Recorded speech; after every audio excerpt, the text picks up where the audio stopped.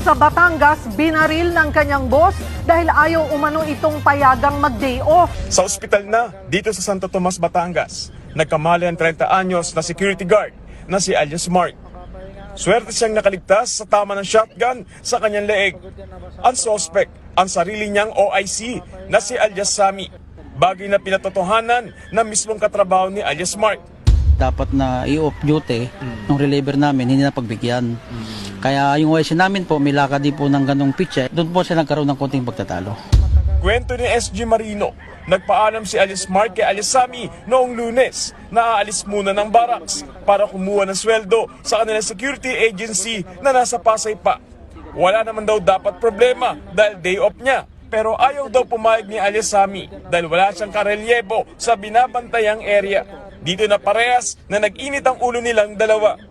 Binato siya and accordingly may itak na hawak itong ating victim kaya napilitan itong ating suspect ayon sa kanya na mag-warning shot lang.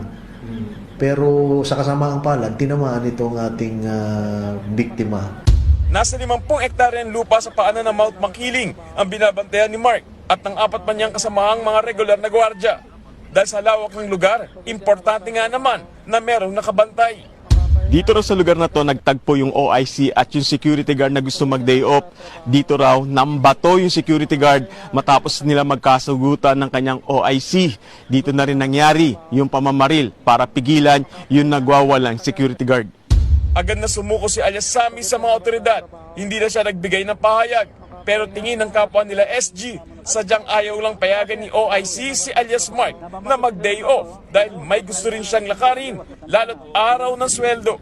Pag reliever, sir, siyempre dapat di ka naka-on duty para makapunta siya ng agency namin sa Pasay. Usapan po dito na ganung kapag halimbawa araw ng sweldo, hindi siya pwede bigyan ng duty kasi nga po, kukuha siya ng sahod.